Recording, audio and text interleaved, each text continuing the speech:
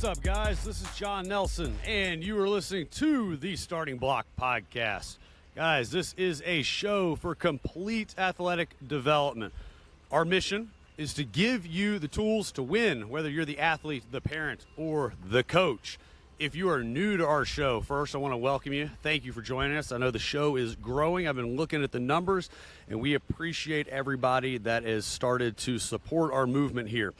If you're new, I'm going to go ahead and break down how our show operates because we are a little different than your standard podcast. We have multiple episodes within our show.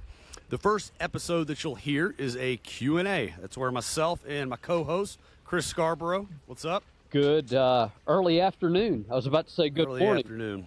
Yeah, that's where Chris and I will answer your questions. We'll take anything performance related, rehab, nutrition. We'll tackle it if it's got to do with athletics. We're going to dig into that. You can submit those questions to Chris. Where can they get them? info@startingblockpodcast.com. Yes, submit your questions there, and we will answer those on the Q&A. That episode is a bi-weekly episode. The other one that's a bi-weekly episode is going to be the guest interview, which is what today is, and I'll bring our guest on here in just a second. Hey, guys, the goal of the guest interview is, we want to connect you with the greatest and the best of the best across the country. And so we're going to bring in guests and colleagues. They're going to share their stories of success, what they do with their patients, their clients.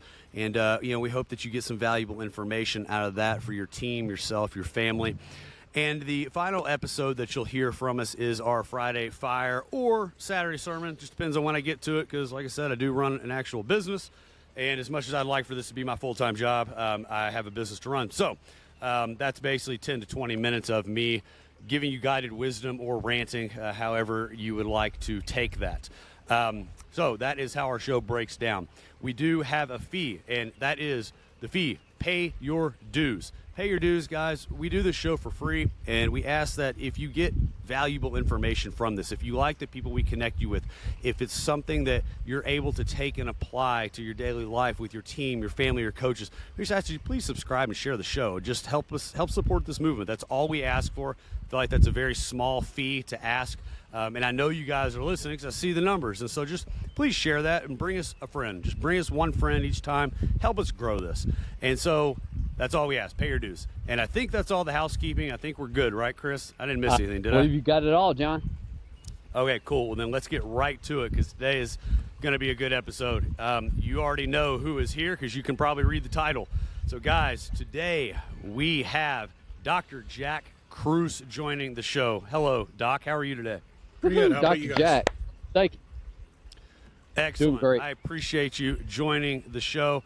Dr. Kruse is a neurosurgeon and the CEO of Kruse Longevity Center. Doc, I cannot stress enough how grateful we are for you to take the time out of your day to join us. Thank you. Oh, no problem. Yeah.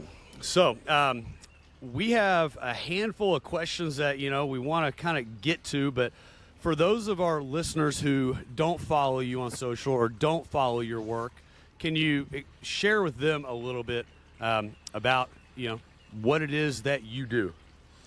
That may take a little bit of time. Basically, I knew that's a loaded question. basically 20 years ago, I was what we call a centralized allopathic doctor. I'm a neurosurgeon by trade. I'm also a dentist. I used to be an oral surgeon. And I began to realize probably about 4 or 5 years after my residency that a lot of the things that I was taught to do weren't really helping a lot of my patients out. And this background doubt was always in me. And then after I finished residency, I had my own health issues. The big health issue was I was gaining a lot of weight after residency, and I couldn't figure out why because I really wasn't eating that much. And I sat down with my primary care doctor, and I said to him, look, what do you want me to do? So he gave me the classic centralized line: eat less, exercise more, and you'll do fine. So I did just that, and I gained 30 more pounds. That put me at 6'2", 360 pounds. So then it invoked a feeling in me that I got from my reading Albert Einstein's biography. If you do the same shit over and over again and expect a different result, it's called insanity. So I decided to jump down a rabbit hole that happened to me right at the same time. I was designed some minimally invasive spine instruments for a company in Birmingham, Alabama, and I was speaking to a group of orthopedic surgeons and neurosurgeons about this. And when I stood up to give the talk, I got a horrible pain in my right knee, and I had to have help to get to the podium to give the talk. I gave the talk, but right after the talk was over, since there was orthopedic guys there, even though there were spine guys, they kind of know sports medicine stuff. They examined me and felt that I had a bucket handle tear in my meniscus, and all of them and me were both surprised that could happen just from standing up to give a talk. So the craziest part of the story was one of the orthopedic surgeon's wives from California worked for a company, big company that you guys would know in pharmaceuticals. And she goes, look, I know why this happened to you. I want to send you a book and I want to send you some papers, da-da-da-da-da. And basically what she was trying to tell me was that the source of my problem was tied to a problem with Big Pharma. But unfortunately, that's not how Uncle Jack took it. She gave me specific instructions to read the book first. And the name of the book was called The Monk Who Sold His Ferrari by Robin Sharma. It's a fable. It's not a true story. And then she told me to read these papers. And the common thread in all the papers, well, they were tied to this hormone called leptin. And for those of your listeners who don't know, leptin was discovered at Rockefeller University in 1994. That was after I finished residency and actually way after even medical school. So obviously I didn't learn too much about it in medical school. So that piqued my interest, right there. But when I read the order of the book and the papers, I thought she was trying to tell me that what was in the book was actually possible. See, I took it a totally different way. So I jumped down this rabbit hole when I was practicing in Nashville, Tennessee, and I went to the Vanderbilt Medical School Library and started studying as much as I could from new textbooks about leptin. And then I started looking to old textbooks, for medicine in the 40s, 50s, and 60s. And long story short, my eureka or epiphany moment occurred in Florence, Italy, when I was standing underneath Michelangelo's David. And I looked up at him and said, that's perfection 500 years ago. I said, look at my fat ass now. This is not perfection. What's different? And actually, as I looked up, if you've ever been to Florence to see where David is, he's in like a cupola that has a dome, but there's a big marble cornice that goes all the way around. And on the cornice was a bird, and through the window was coming sunlight that was hitting David. And in that moment, I realized, oh shit, the difference is the light environment that he lived under and I lived in was totally different. And I said, this is circadian biology. So I went home. I got on the flight, actually, the next day to Delta. I started to write this document that's now on my website called the Quilt Document. And it's 30 different levees, and I called them levees because obviously I did my training in New Orleans. Levees protect the city. And I said, these ideas are all in here to protect cells. And I went back to the medical school library and started to find all the pieces and parts to this story. And, recently, you guys know I've done a pretty epic podcast with Rick Rubin and Dr. Huberman that was almost 12 hours long that they cut to 6. And it really lays out a lot of the details, which I think your listeners can go listen to because I don't want to really go over them here. But long story short, I found this. Yeah, absolutely. I'll put it out there for them for sure. Yeah, I'll tag it in all this when we post it.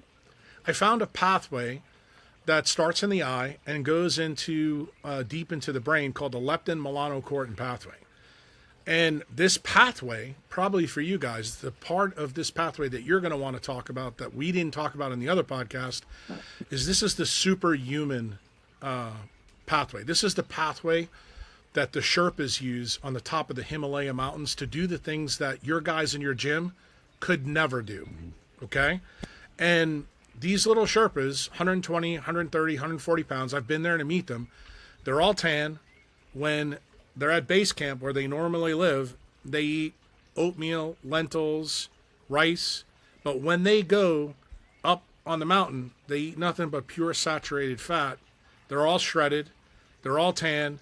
And they can pick up 200 to 300% their body weight. So all the Northern European and Americans that are paying these guys look at them and they go, how come I can't do that, but I go to the gym all the time? And this story with the Sherpas, the reason why it got really, really important is, believe it or not, NASA has been to study them for the same reason. Some of the exercise equipment that they use on the ISS is based on some of the things that they learned from the Sherpas. The machine that they use is called the Vasper machine that works up in space. But I went even deeper than that. I actually wanted to find out actually how the pathway works and what makes humans have abilities that currently in the modern world we don't see. Like what blocks us in North America, Europe, Africa from seeing this in patients. So to give your listeners a little bit of the flavor of Robin Sharma's book, the book is about a lawyer from New York named Julian Battle who's overweight, he's an asshole, he's pale, he has a heart attack in the courtroom. He decides to quit law, sell his Ferrari, and move to the top of the Himalaya mountains.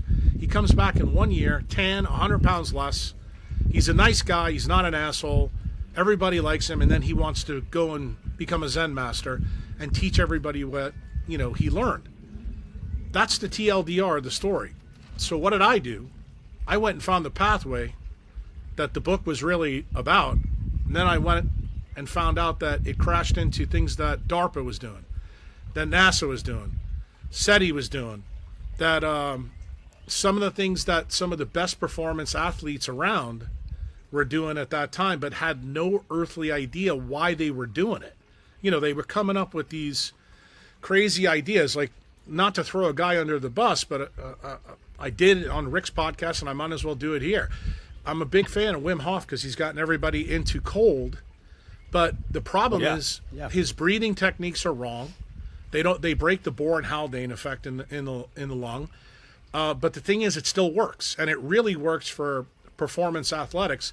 But the problem is people don't know the reason why. Well, I just spilled the beans to the rest of the world how it works and how it's tied to this pathway and how it ties to this really special protein that's in all mammals called melanin. That's made from POMC. POMC is a gene in us that mammals specialize in. And that POMC is called pro-opiomelanocortin. And you hear that word melanocortin in there, so you can probably figure out this gene is translated only when UV light is present. And then we break that POMC gene up into 7 different peptides.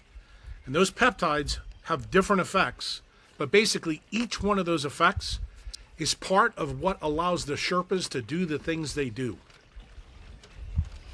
You made an interesting statement that I really that just resonated with me, and it's a simple statement, but remember, I come from the school of thought that education is very important, but big biceps are definitely importanter, and so this statement resonated with me, and it's you said that light is buried in everything in a cell where scientists don't even look. Yeah. And it's based at the electronic level in the cell. Yeah. And so that's what you need to know. That's really the story of POMC. And once you understand that, like one of the things, that I've gotten, I wouldn't say in trouble, but I've been controversial, and it'd probably be controversial with your audience, is you think about some other guys that have podcasts, like Peter Adia, who's also friends with Rick and friends with Huberman. He's gone out and basically tells people, just wrote a new book, longevity is all about big muscles, biceps, like you guys believe. And the funny thing is, when you go to see the Sherpas, they don't have big muscles. And in my world, the number one researcher in the world that studies supercentenarians, okay, those are people that live 100 years and older. These are all these little Jewish fat guys that live in New York City that have leptin levels that are over 20. They don't look like Michelangelo's Adonis. And there's a reason for that. And it turns out the reason for that actually is tied to this gene that we're talking about. And the reason I want to come on and talk to you guys about it, because I want you to realize, and you don't realize this because you're in a gym, my patients that live 80, 90, 100 years old, they don't look like Michelangelo's David. Humans are not designed to look like that. In fact, the ones that do usually die of heart disease 50, 60, 70 years old. And here's the funny part of the story. that is not said to kick you guys square in the balls. It's actually said to be a paradox so that you guys say, okay, let's hold that. Tell me why that's the case, and I'll explain it to you. Absolutely. Let's go. You guys believe that building up big muscles is how you take care of glucose and insulin. And you're right. That's actually how it works. But here's the difference. We come from a clade of mammals called primates. Our nearest cousins bury their mitochondria in their muscles. Those are the gorillas and the chimps. Gorillas and chimps have the strength that Sherpas have because they bury their mitochondrial density in muscles. Humans, the silly talking monkeys, bury it here and in their hearts, okay? And this is what we die from. We die from neurodegeneration and we die from heart disease. The interesting thing is the belief has come around, hey, take a look at our cousins. Maybe if we get these huge physiques that we have the same thing. But here's the part of the story that you guys forgot. Mammals are the only animal on this planet that make blood glucose and insulin directly from sunlight. And guess what that means? It's irrespective of what you eat. In fact, it's additive to what you eat. So when you get the idea that if I have big muscles, you think you can do it anywhere around. Well, most people who have big muscles do it in a gym. And what kind of light are they under? Blue light. Guess what blue light stimulates? Blood glucose and insulin. So I want you to think about this common sense. Remember the piece of paper that you showed me before about the dildo of unintended consequences often comes unlubed? That is the point that I'm trying to tell you. That explains the paradox why big muscles in mammals that live under alien light don't last very long. Now, if I could get you guys to do everything that you do, but do it out here, do it like they did in Venice Beach, do it outside, I'm completely okay with that. I want you to be in the light that POMC was evolutionary built for. We do that, we've solved for X. Uncle Jack is happy. So Uncle Jack, I need... Sorry, I didn't mean to interrupt. I was just going to say, you guys may not know this, but I take care of high-performance athletes at my clinic here. I take care of NFL players, NHL players, basketball players, and when I take care of them is not when you guys get them. I get them after they look like Adonis, but they're broken. Right. And they come to me and they say, I've already got the big muscles. Why am I falling apart? See, and therein lies the flip side of the coin that you guys don't see.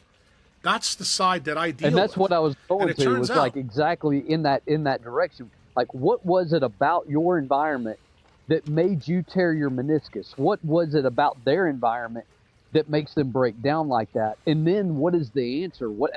How do you then reverse that? How do we take that? Chris, I don't know how much you know about neurosurgery, but you know that most of the people that I operate on do dumb shit at night. So I'm always up in the middle of the night having to take care of people. So I'm always under alien light. I operate with a light on my head. I operate with a microscope that's got a xenon bulb. Every kind of bit of Wi-Fi is connecting every bit of my equipment to computers that run the things that I do. Do you know the NFL draft that just happened? The guys will be coming into each of their cities. Do you know the first thing they get as a rookie? They got an iPad with the playbook on it. Okay? In other words, there's no more playbook like there used to be when I played football, where you actually study. Everything is electronic based. Chris, have you ever taken a spectroscope and put it on a screen? Never have. It's all blue lit. Well, guess what? That's what raises your blood glucose and your insulin right away. You don't need cheesecake. You don't need Oreo cookies to do it. All you need to do is go in blue light. And when I tell them, by the way, how much do you use your cell phone? And they put it up to their ear. Then I hand them a paper from 2011 from Nora Volkow from NYU. Every time you use a cell phone, do you know what it does? Raises your blood glucose, raises your triglyceride levels. No food needed. So we're on the same page with the blue light. I mean, and I'd like your opinion on this. It's a requirement in my facility, even though we're under the lights, that your phones are always, the blue light's blocked on your phones, iPads, computers. We use blue light blocking glasses a lot.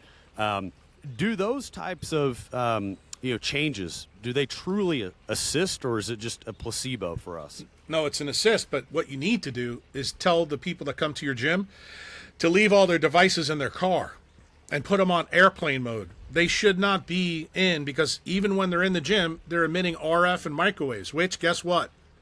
Release blood glucose.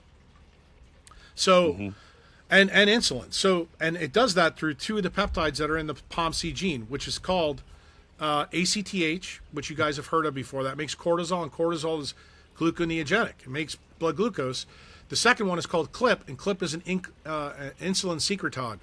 That's how this happens. In fact, I was on a plane coming here yesterday, and I had a discussion with a patient that was sitting next to me who had cataracts, and I was explaining something to her that if you just look at a Musketeer's bar, just look at it, it will raise your blood glucose because of how the eye is wired by POMC. Just the reflection off the Musketeers can raise it. So when people hear this, this isn't Jack Kruse's opinion anymore. You can go read papers in the literature that show you that I'm right. And the reason why I'm right is because it's tied to this retinohypothalamic pathway, basically a semiconductive pathway that goes from your eye all the way in to your thalamus. Anything that has the word thalamus in it is tied to this pathway. Well, it turns out everything in your brain is tied to this pathway. And it turns out one of the key peptides that's cleaved in POMC is called alpha MSH. What does alpha MSH make? Melanin. Melanin is the key semiconductor in all of your clients. And you need to do everything possible to make sure that their melanin sheets in their head and on their surfaces are pristine. Then you get a perfect athlete. That's how the Sherpas do it. And when you understand how the performance works, you're going to begin to realize that you don't need to have huge muscles to be superhuman. You're going to be able to do the things that we used to hear, the stories from the American Indians, that they could run as fast as buffalo. And, me and Chris probably listen to these stories and go, yeah, whatever. I actually used to think it was BS. I don't think it's BS anymore. I've actually seen too many athletes over the last 20 years do things that people tell them are physically impossible to do by changing their training routine. And I've got a guy who's a member of my site right now who is a world champion power lifter who, through COVID, his whole world has gotten disrupted. He's decided to use cold and UV light, now is relocated from the United States to Mexico. He's now smaller, mass-wise, and stronger than he was when he was huge. And he cannot believe it. His name is David Herrera. So if you ever run into him, you can fact-check me and see that is in fact possible. The big issue is, I want people to know that hypertrophied muscles affects the thermodynamics of mitochondria. Why? Because the number of mitochondria we have in us is a zero-sum game. So if you put it in your muscles and you don't have it in your heart, you don't have it in your brain, what are you effectively doing? It's a game of Robin Hood. You're stealing from the rich to pay the poor. And when you understand truly how POMC works, the goal for you guys as trainers and creating high-performance athletes is to limit the amount of blue light, the amount of non-native EMF, so that POMC only gets turned on at the appropriate time, and then you have them do the things that you guys want them to do. I mean, every athlete has a different modus operandi. I like to tell the story about, Usain Bolt because it offends just about every trainer when they hear it. When they asked him when he won all the 5 gold medals, how he did it, he said, well, I ate chicken McNuggets and ran in my home country. And everybody thought he was lying. Well, I went down to Jamaica and talked to him. And that's exactly what he did. He ran on volcanic land at the 20th north latitude and trained with no clothes on except shorts, and he ate chicken McNuggets. And why is the story important for people to hear? You guys teach everybody how important food is. I tell people food is about 6th on the list.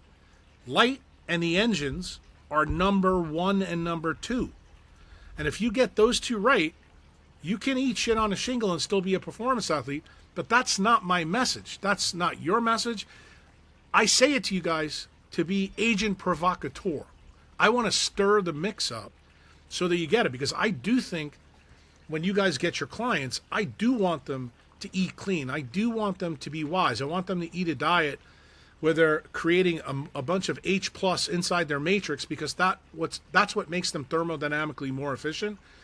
But at the same time, if I allow you guys to persist in telling a half truth, I'm not going to get to what my goal is. See, nobody's ever asked me what my goal is. My goal is not to make money off of this finding or innovation that I found. My goal is to change medicine, because I'm madder than hell that I was lied to for so long. And if you want medicine to become truly decentralized, to follow how nature built us, we have to stop telling people half truths. We have to tell them that, look, the engines, the mitochondrial engines, are more important to get right than the fuel you put in them. I always use this analogy because it's simple for guys to get who like to work out. When a Ferrari comes off the line, I don't care if you put 87 gas in it, ethanol gas, 93 octane, it's still going 225 miles an hour. But if you do that for 2 months, then you're going to have to put the highest octane gas in. Why? Because the engine needs to be tuned up. Well, for that car, you need a mechanic to do that. But see, in us, nature built in 2 change programs for our engines, autophagy and apoptosis. And most people don't even realize that autophagy and apoptosis are controlled predominantly by the 2 frequencies of light that modern technology has taken out, which is purple, which is UV light, and infrared A light, which is the most dominant part of the solar spectrum, 43%, which is the reason why when you guys train people, I want it. Take a look behind me. That's what I want. Well, Dr. Jack, as far as... Well, let me back up just a little bit. John and I, and of course, we're just talking amongst ourselves. And I had 18 new athletes last year. Okay, last summer. That's the busiest time of year. 18 new athletes. 6 of 18. These are supposedly healthy athletes. Had some history of stress fracture in their spine, stress reaction in their spine. I don't even know what that is. And that was just the back injuries. 6 out of 18 new athletes. And that doesn't include the shoulder or whatever. Does a poor light environment or poor light, electromagnetic, all this, is that related to what I'm now seeing? And if so... Yeah. Not before related. You answer, Dr. Jack, I want to interrupt. I want to know if I'm on the right track here. Is it, and I may be pronouncing this wrong, but is it the process of the heteroplasmy? Did I pronounce that correctly? Yeah, the word is correct, but what Chris just described is a higher heteroplastic rate in those tissues. What I want to go back. Mm-hmm. Chris, this is going to be more for you than it is for your partner. I want you to think about in the 1960s when New York Mets had Nolan Ryan, Tom Seaver. These guys would throw 300 innings a year. Nobody would ever get set, right? They were iron horses. Today, we have NBA players that can't even play 60 games. Think about Kawhi Leonard. Think about Williamson from New Orleans. And the point that I'm trying to make to you, Chris, is you don't even realize you have lived your life where you saw an environment when you were a young man like I was, where athletes were able to do things like what Cal Ripken did and what Lou Gehrig did, that today's athletes, they marvel at. They I can't believe they can do that because they're falling apart. You know what the difference is? There was no electromagnetic use in any of those athletes back then. The only thing they dealt with was radio and TV. They didn't have playbooks. They weren't on TV. There was no ESPN. They're not in a studio. You don't realize the effect, what this does. And the reason you don't realize this, Chris, is because you need to understand what is a mitochondria effectively. Okay? It is an electromagnetic torque engine. Okay? It's an electromagnetic decipherer of the energies in your environment. So if you put somebody in a shitty environment, wouldn't it stand to reason that they would get injured more? Because that's exactly what you're seeing. And the problem is, even though you're right next to the answer, you're still missing the key piece. You still go back, oh, well, if we get bigger biceps and we feed you better food, this will go away. In fact, you know what's happening, Chris? The exact opposite. They're getting sicker.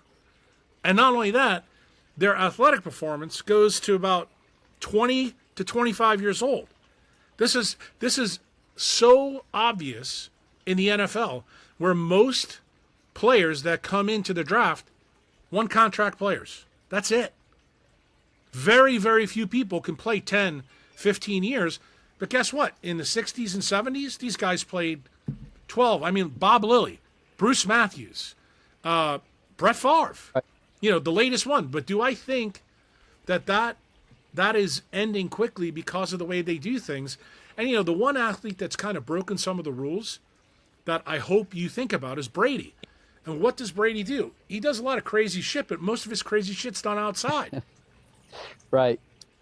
There's your answer. I mean, he does not like to use technology. And, his ideas around food, as I told you, I could care less because the food's not really that important. Really, all food is to put electrons into the system. It's really not as important as people want to make it out to be. But the way in which you live your light environment, dude, it's everything. And it's everything because of this gene, POMC. Okay, so I like I said, we're on the same page with you, and so trying to start to initiate change and getting people to understand this. I mean, when you're talking to a collegiate or high school athlete, or even a parent for that matter, when you talk about even in very simplistic language, just look, blue light is very detrimental to you. We have the largest high school in the state of Tennessee right at my back door, and where are you guys at in Tennessee? Everything's Where are you guys at? I'm in Birmingham. In Collierville, Tennessee. I know where that is. Chris is in Birmingham. All right, so I know where you guys are. We're right outside Memphis, Tennessee. But how do you – so these kids are under these lights all day. They're on the iPads all day, and I can see a specific difference between them and schools in Mississippi who have a little bit different approach. How do you help reset somebody, so to speak? At least just put them in a better state before a training session or a rehab session. Well, the first thing I would do is I would actually explain to them the very simple things that I'm trying to get through to you. Like back when I started this whole process out, I would start with athletes, and this is how I start with my NFL guys and my NHL guys. I tell them the single most important thing in decentralized medicine for performance is seeing the sun rise every day. So I said, you need to set your clock because most of them get up way too late. And I said, I want you to see the sun. I want your feet and your hands on the ground. I used to use the acronym, the Sphinx. I said, the ancient Egyptians had it right. You want to look to the east as the sun stays there. The more performance you want, the more time you spend in front of that sun. So your first hour, your first 2 hours, like, for example, one of the things I got Rick Rubin to change, 90 minutes every day he walks on the edge of the beach looking at the sun, okay? It took him that to reverse 40 years of bad decisions around light. So if you're an elite athlete and you're 17, 18, 19 years old, do as much as you can, okay? That means no phone, no texting, no nothing. Just go out and do that. Second part of the equation, when you do use technology, use it smart. So in other words, on your computers, use Iris software because it blocks the blue light and it also blocks the flicker. Try not to call too many people on the phone. Texting is better than putting the cell phone up to your face. Just realize every time an athlete looks at a screen that doesn't have the blue blocking screen on it, it reduces their melatonin and frees vitamin A in their body. Every freed portion of vitamin A makes you a poor athlete.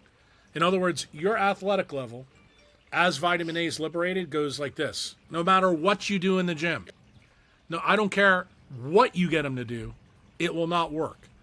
And then when they get really good at it, if, say, they work in an indoor gym and they can't get the lights, just turn the lights off. Keep them off. Even though they're there, turn the lights off and ask your coach to bring your own light in. Go up to Amazon, buy an EMR Tech 4-foot by 1-foot light, put that on and work out in front of that light.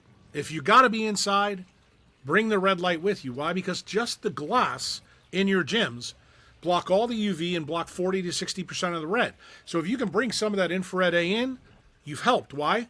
Because what does infrared A light do? This is the meat of what I tell you. And I'm going to give you a pretty cool story about Drew Brees. Mitochondria have 4 red light chromophores in it: 620, 680, 760, and 860. Okay? That makes the FO head of the ATPase spin faster. No food needed. That actually means you make more energy. That's the real reason that an athlete wants to bring that in, because you can improve ATP function doing that. So let's take the flip side of some of Kruse's athletes, the 6 out of 18. Two of my guys that you probably heard of, Adrian Peterson and Drew Brees.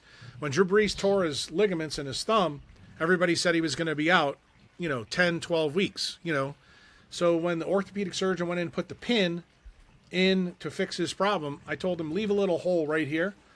He used that red light. He came back in 5 weeks. Okay? Adrian Peterson tore his ACL the whole offseason. What did he do in Texas? Used nothing but infrared A light. Next season, he ran for 2,000 yards. So do not tell me that this stuff can't even help elite athletes. In fact, it helps them worse. It helps them more. But are there other things you can do? If the elite athlete has enough money, like what did these guys do? They used deuterium-depleted water while they recovered, okay? Now, deuterium-depleted water is tough to find. It's going to be really hard for kids that are in high school to get, but I'm probably going to say something that's going to piss you guys off, but it's the truth. It's not a lie. Using deuterium-depleted water when you're an elite athlete is almost like PEDs, except you can't get busted for water. And basically what it does is it eliminates a proton that's in H2O. It eliminates deuterium. And as I said in my podcast with Rick, the way in which I came upon this information is one deuterium atom in water binds 96 other H+. Remember, your mitochondrial matrix is filled nothing but H+. So you can imagine if that one deuterium puts a lasso around 96, can you be as thermally efficient as an athlete? The answer is no. It's obvious. So you need to get rid of all the deuterium that you possibly can in your life. So in terms of fuels, foods, why is this important? Most of you guys can look up a snake diet. Snake diet eats nothing but protein and fat. Turns out saturated fat has the best H+ protocol in it. How did I learn all this? I took all the food when I was a fat ass to figure it out which had more deuterium and not. What did I find? Saturated fats are the best. So animal products are the best. Next best is things with protein, but real protein, not shit that you guys push supplements and I'm talking about from a cow, from an animal. Not processed. Why? Because that adds deuterium to it. And then eggs. Eggs are probably one of the best things you could ever eat, but you want the yolk, not the white part. Throw the white part out. How did I figure this out? I MRI'd my food because I can see the deuterium shadow in the food. And I said, wait a minute, this is starting to make sense to me. Since the inside of the mitochondria is filled with H+, I need to eat foods that just have H+. And then I went back to my biochemistry books and I realized, oh, so this is why we have all these enzymatic steps in glycolysis and gluconeogenesis, because what nature's trying to do is get rid of all the deuterium in the part of the carbon backbone that we use in the TCA cycle. I was like, oh, this makes total sense now. Now I get why she's doing what she's doing. So the last thing I found is that carbohydrates, when you look at it on a molar basis, this is now deep science, going to blow your head a little bit. Avogadro's number, it's a chemistry thing where it ties to the number of atoms in a mole of something, okay? I'm not going to bore you with the math. I just want to explain something to you. How do you connect classical reality to the quantum level? Turns out Avogadro's number, how it happens, and Avogadro's number correlates to chemistry and biochemistry. So when I realized that this story of electrons and protons was the big deal, I found out that 1 mole of carbohydrates produces 55% of the water that saturated fats does. Then I woke up. Why? What is photosynthesis? Every one of your athletes that are young in high school knows this. They learned it in 3rd grade like I did. Sunlight, CO2 makes sugar. That's called photosynthesis. Not controversial. What they need to know is that mitochondrial respiration reverses that process. It takes sugar and turns it into CO2 and water. The CO2 you exhale, the water you need, because it turns out water is the electromagnetic capacitor that you really need. And that's the deuterium depleted water you were referring to, correct? That's Yeah. right. Well, your mitochondria makes only deuterium depleted water. So when you begin to understand why your mitochondria is doing it, because remember, those H plus go through the ATPase to spin it. If you have deuterium in there, it's kind of like putting maple syrup in your FO head. You can't make ATP. Right. You can't perform. Yeah, it's too large. It's like an extra proton. Yeah, exactly. It's too big, or like you said, too thick. Right. Well, it's double the size. Yeah. Right. It's double the size, and it breaks the spinning head, so it ruins all the beautiful nano machines that nature put inside us to work with sunlight. And that's when you get that broken engine, like the guys that you said have the problem with the stress fractures in their back and their tibia. This is the process that's going on. Why? Because they use whey protein from Mark Sisson, who they thought was good, or from Dave Asprey, that the shit's loaded with deuterium. And if you want to know how you can prove this, I'm going to give you guys a biohack that you can do yourself. I actually told Ben Greenfield this a long time ago. Take some of the bullshit that they sell, the keto snacks and the processed protein powders, and go through TSA with it. You know what you'll find out? They pull it out of your bag. Do you know why? Because the RF pulses that they send gets the deuterium shadow, and they want to check your bag. And now that you say that, yeah, you're right. Yeah. Every time. Yeah, every time. All right, so I want to talk a little bit about grounding, and the benefits, because that's something that I'll make a lot of our clients and athletes do. I'll have them come in after school, and we're going to go stand outside. So you talk about grounding. We all know that, it assists with electrons. It gives us more electrons. Speak on that a little bit more and how much that can benefit people. Why an elite athlete wants to ground all the time. Here's the first caveat. You guys are probably okay in Collinsville. Birmingham, not so much. You have to remember, we live in a new world now where you can have jump conduction, so don't assume standing on the ground is just like standing on ground was 100 years ago, because it's not true. Okay? That's the first caveat. Make sure you find a good place, and the way to do that is get a body voltage meter, put it in the ground, and make sure there's no stray electricity or dirty electricity. Once you find that good patch of grass, or if you're fortunate, neither one of you are fortunate because you don't live next to a body of water like I do, I'd rather you walk in the ocean with your feet there. What's the purpose of grounding? We're the only primate on the planet that has sweat glands in our feet and our hands, okay? The sweat glands have sodium chloride. That makes a bigger connection. The way grounding works, it reduces inflammation. How does that happen? The sun is a cathode ray. The planet is an anode. Anytime a cathode ray hits an anode, it releases free electrons. What did I just tell you food was all about? Free electrons for the inner mitochondrial membrane. So if you can get more free electrons from the anode planet that you're walking on, you don't have to eat as much. How does this work when you do it with your shirt off? On the inner mitochondrial membrane, there's a VDR receptor. What does that stand for? Vitamin D receptor. Vitamin D receptor. Right. So when your vitamin D level's up, it blocks electron flow from food. Why? Because you're designed to get it when you ground, which is why I just told your elite athletes, every morning I want you to look to the east and ground. Now you begin to see the wisdom why, because technically you're eating breakfast when you do that. Okay? That FO head continues to spin. You're making ATP. Okay? Your muscles are not going to get huge, but you're going to get stronger by doing that. Why? Because you're burying the electronic charge of the sun at the electronic level of your cells. That's how a Sherpa does what it does. It doesn't have to hypertrophy the muscles because you're adding shit tons of energy in. And this is the same reason why a coffee machine that you guys have in your office has that third prong, the grounding prong. Why? It's more thermally efficient using the AC current out when you ground. If you have a two-prong one, it's not as thermally efficient. So it tells you an athlete that grounds properly every morning is more thermally efficient, will make more in ATP, every part of their body. Performance. It doesn't matter what organ, what system we're referring to. They should all perform better with better. Well, yeah. Well, you will. You're right. But I will tell you the connection. And most people don't know this. We have the connection because we're bipedal. We're not in trees like the monkeys used to be. So we really need to use our hands and our feet. The reason why is our sweat glands, the major changes in us from chimps.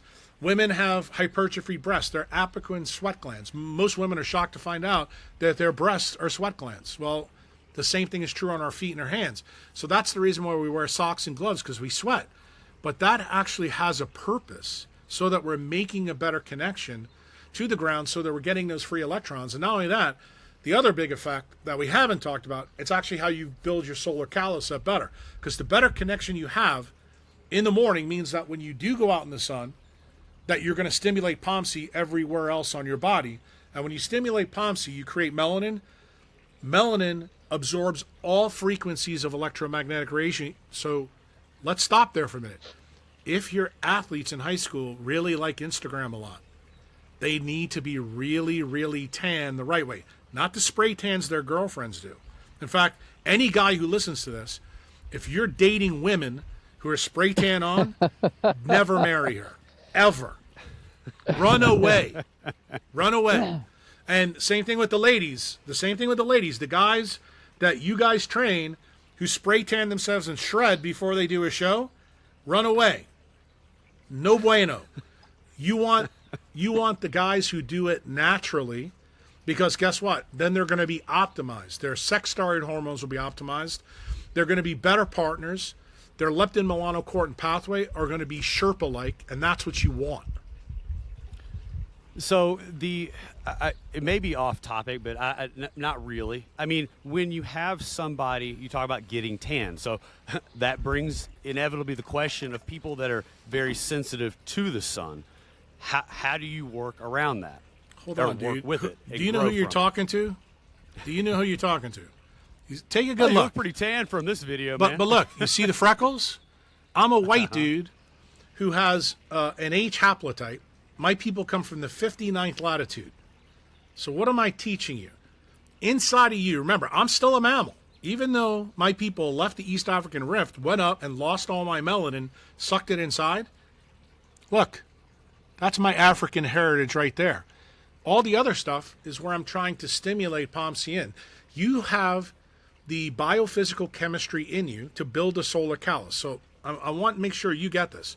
If your wife takes you to Louis Vuitton store, in Memphis, and says, I really like these shoes, but they hurt my feet, and you are trying to be a good husband, you say, baby, you can buy those, wear them 5 times in the house, and then they'll be fine.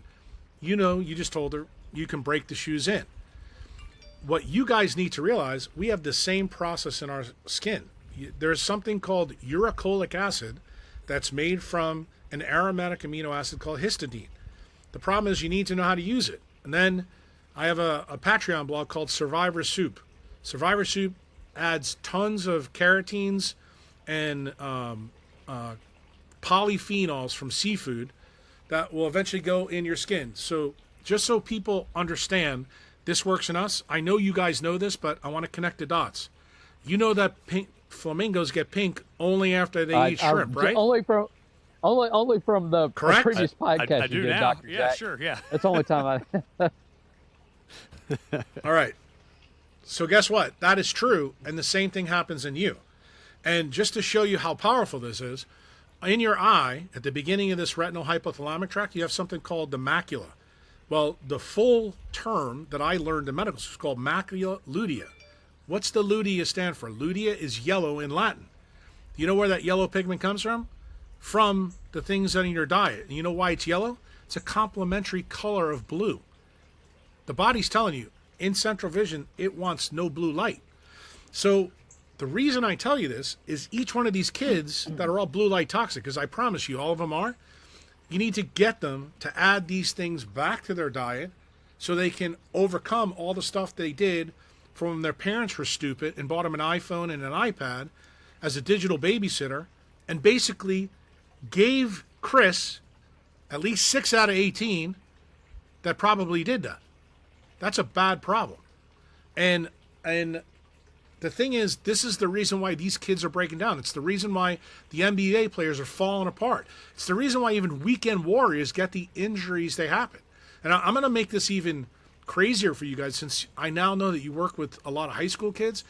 You know the number one injury, because I used to be an All-American football player and baseball player in college, so that's the reason why I'm really passionate about athletes. Most of the stuff I do now is on TBI, but this one really, really hit the point home. Chris, you're old enough like I am. Do you ever remember a ton of people getting Achilles tears back in the 60s and 70s who were athletes? Yeah, It no, very I rarely don't. happened. Now, everybody who plays soccer, everybody who plays football, all these kids are getting it. Now, this tie-in you're going to love. On the skin over your gastrocnemius, those skin cells have more POMC neurons in them than anywhere else. You know where that came from? That came from the body sculpting plan that moved us from chimp to human. So guess what happens when you don't have any exposure of that area to sunlight to bring the melanin there? The collagen in that area gets weaker and you don't make enough water. And guess what happens? It seems like my Yes, he podcast did. partner actually Yes, he maybe did. tore his Yeah, Achilles. about 10 years ago. Oh, is that Doing right? Something. Yes. No. Well, no. What's I didn't so know funny that. is, it was the stupidest thing in the world, but it was very, very unusual. The way, even the surgeon's like, I've never seen this in a 45-year-old man. It's like, I've never seen this before. I was like, I guarantee you had white legs when it happened. probably, but it was October. But what was? Yeah, but it was. Yeah, but still, I was 45. When I broke down. But a lot of the cases that I'm bringing up, these are teenagers. These are teenagers. Yeah. Well, I can tell you what I'm seeing in teenagers now. Teenagers that are on TikTok and Instagram, they're coming in with carotid lesions at 20 years old. I never saw that Right. until you were 60 or above. The kids that put their stuff here, they're coming in with salivary tumors and tumors on their acoustic nerve. The big one that's happening now in kids is tinnitus, and they can't sleep. The reason why, most people don't know this, in your cochlea, the reason I was mad at you guys, you made me wear this, the inside of your cochlea has a sheet of melanin in it. And most people are stunned to find out that the way hearing works, we actually have to sense light to hear. When I told Huberman that, he almost died. And I said, in fact, all 5 human senses have melanocytes and POMC neurons in there. Every single sensation. And you know where all the sensory neurons go in the brain? The thalamus. Remember I said in the beginning of this podcast, anything with the word thalamus, that's the target of the retinal hypothalamic tract of the leptin melanocortin pathway. Starting to see how this stuff, you're starting to go, wait a minute.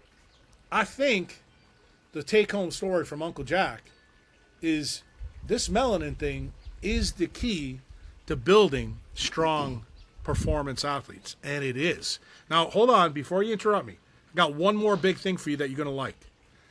I said this on a podcast, not to Rick, but to someone else, but I think you're going to like it since you guys are in Tennessee. I remember telling Eddie George this a long time ago. I said, if you look at the NFL rushing leaders, what's the one thing that sticks out? I said, there's one guy on there that was high latitude.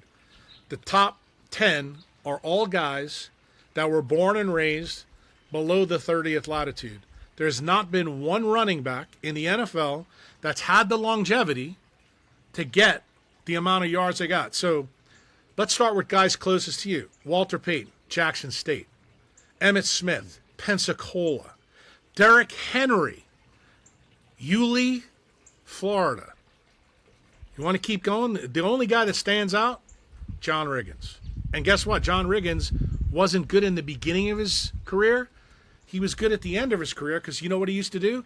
He used to like to date women and go into the tropics to have fun with them. Yeah. How do you like that? Wow. He was better. He was better from 30 to 35 because he changed his light environment. He then started to live inside the tropics on the off seasons. Wow. I mean, that's, Right, that's absolutely. research and information that GMs can use. I mean, my Well, gosh. I've given the information to GMs, and believe it or not, I made this post a long time ago. And I don't know if you guys are big NFL fans, but obviously you know I am. There was a guy that came out of West Virginia named Kevin White that the Chicago Bears drafted. He missed a whole year in college, And I told several GMs, I said, if you draft this guy and you're a high latitude team, this guy's going to bust. Flip side of that argument, Marshawn Lattimore, who plays for the Hometown Saints, I actually made a comment to several of the guys that play on the Saints. I said, make sure the message gets back to Mickey Loomis that if you're going to draft Lattimore because you need a cornerback, he needs to come here and he needs to be outside, not working out inside. Why? Because he missed a whole year of the hamstring tears. Well, in this current draft, you got another guy with the same problem. Jackson and Jigba. There's one big problem. He got drafted to Seattle a week ago. So guess what my prediction is? He's not going to do very well. Mm-hmm.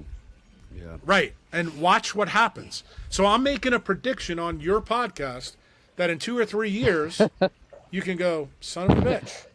Look, this is the cool thing about what Jack was right.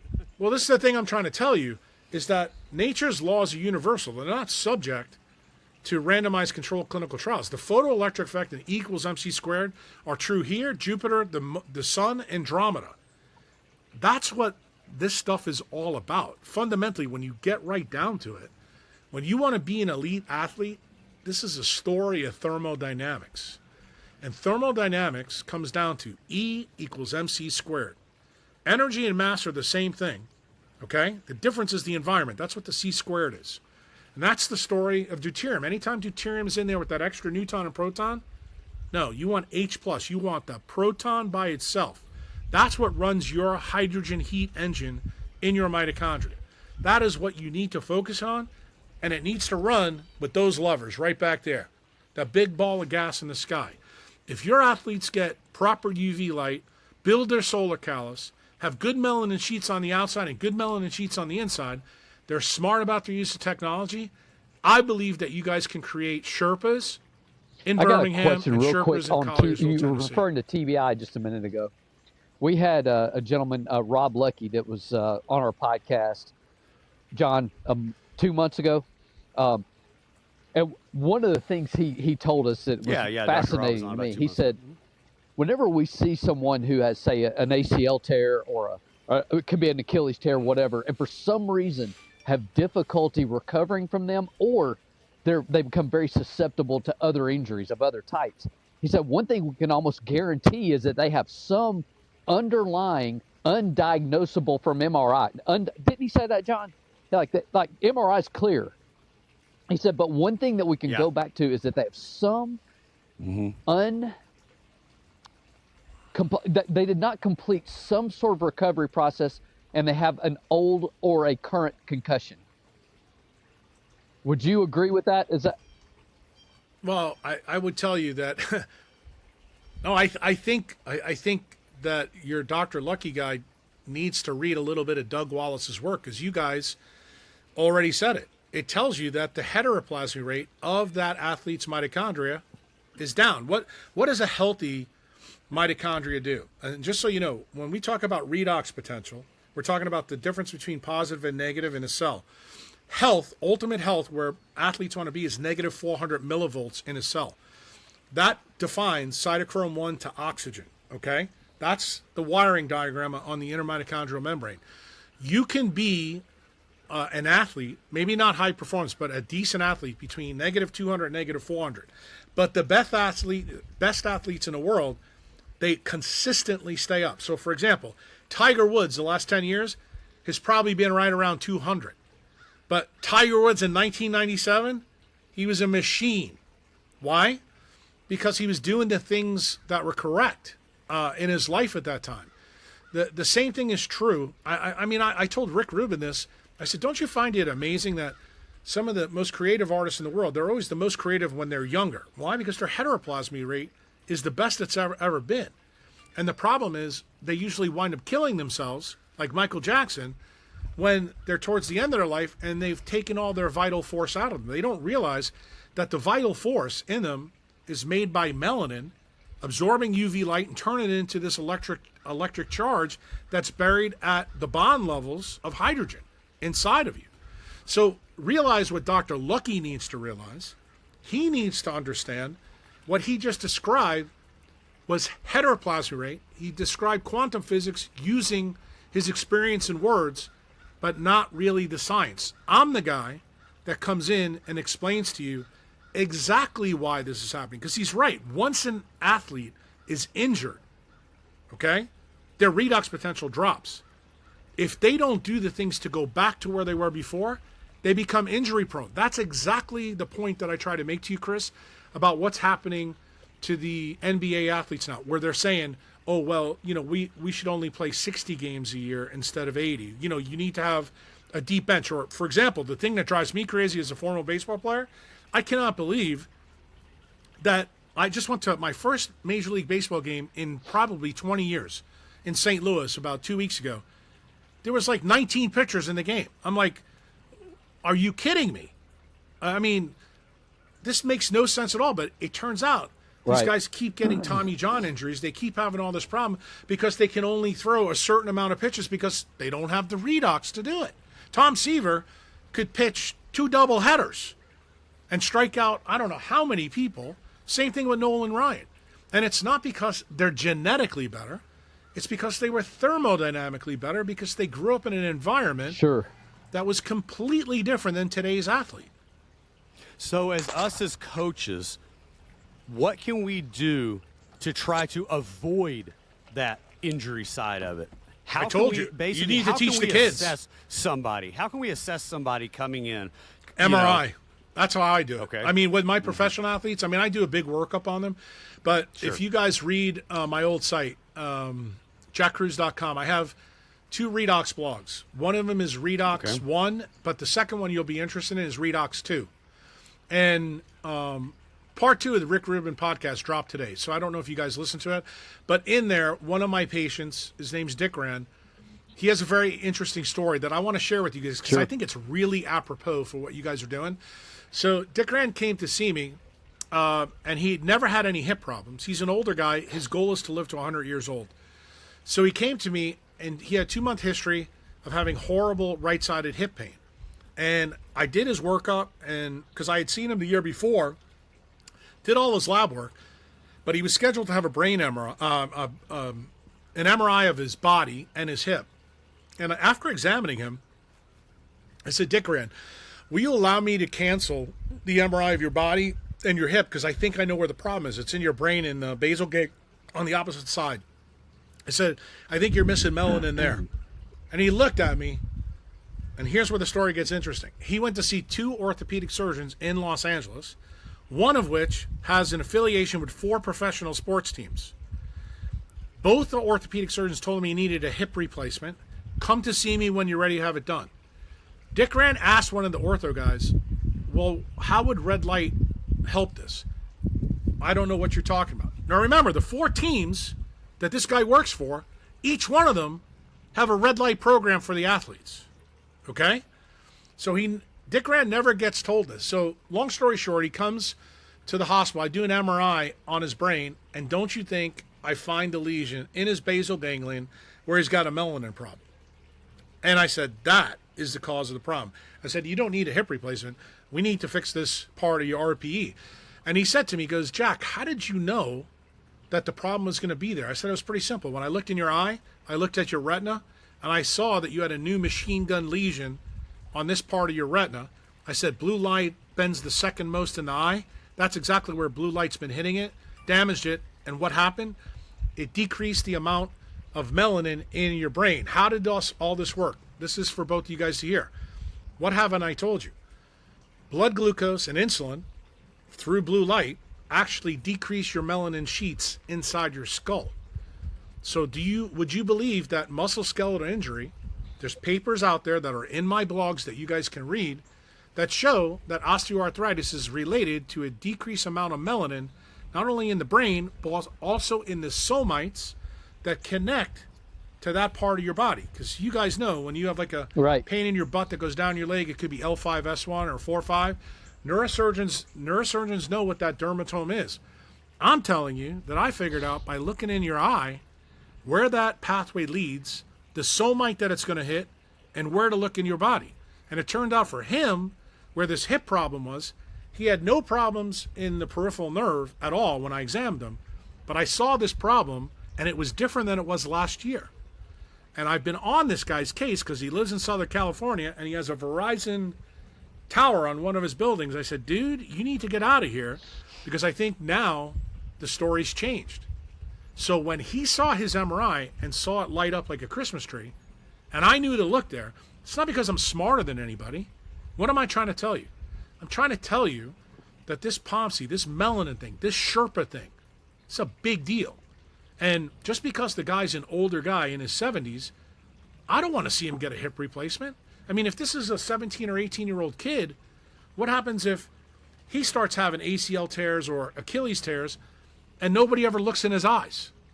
Nobody would look in a 17 or 18-year-old kid's eyes. Even when they have concussions, most of the doctors on the sidelines don't do it. But I do. And now you know the reason why, because inside the eye is something called the retinal pigmentum epithelium Bruch's membrane. That melanin is the gun that shoots the target to all the tracts in the rest of your body. So here you guys are telling them, I want you to lift these weights and get big and strong. Well, what happens if the electric wires that go to those muscles are no good? You think that's a good plan? That's why hypertrophied muscles don't matter. What matters is make sure the electrics that go to those muscles are intact first. Make sure that the electric power station, the mitochondria that feed those tracts, are pristine. Then outside, then pick your weights up, then you do what you do. What I'm trying to tell you is I want you to think about this just the way you would think about your house. Like, you would never build a beautiful house in the middle of Tennessee and then the power company tell you, oh, we're not going to come and give you a power line, and you're gonna have to live off, a Generac grid. You're gonna be like, that was stupid. But guess what? People that go to the gym and lift in blue light, that's exactly what it is. When you hear me on other podcasts, I say, going to a gym and working out with a trainer under blue light is equivalent to kicking the shit out of your kid in Walmart. It's absolutely child abuse. But you know what the problem is? People don't look at it as child abuse because they don't know the fundamentals of what I'm trying to tell you guys right now. They don't understand why their thinking is not good. That's the reason why this information is really important. And in my opinion, I don't think elite athletes that are millionaires should have this information. I think a 17-year-old kid in Collierville or a 16-year-old girl who's in a gymnastics class that works at Chris in Alabama, they should have access to this information just like anybody else. Because guess what? Those kids, just like I told Huberman, the reason I want him to get it right is because he's teaching future doctors. I want you guys to get it right because you guys are going to train the future Usain Bolts. You're going to train, the future Tom Severs. You're going to train the future Tom Brady's.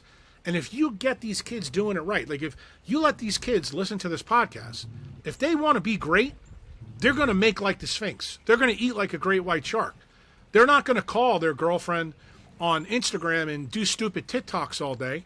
And they're not going to let her get a spray tan. That's for sure. They're going to take the sunglasses off, take the contacts out, and they're going to do it the right way, the way they should do it, the way nature built them. I love it. I love it. Dr. Jack, where can people find you on social, website? Dr. Jack Kruse everywhere. If you go, if you're interested in most of my free stuff, you guys know I do podcasts. I've probably done 500 or 600 of them, so you can find it, on YouTube, Vimeo, anywhere. I've spoken at a lot of different events. Those things are on YouTube as well.